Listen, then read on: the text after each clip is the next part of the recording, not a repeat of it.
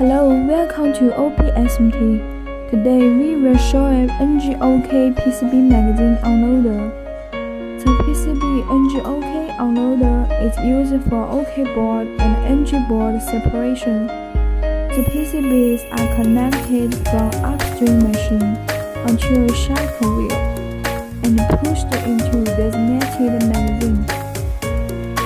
It is the last position of SMT line. Usually connect with AOI machine.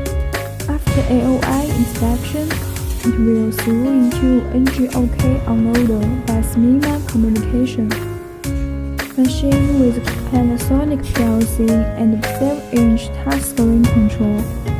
Pitch can be chosen 10mm, 20mm preparation. We also accept machine customized. If you have demands of SMT handling equipment, welcome to contact us freely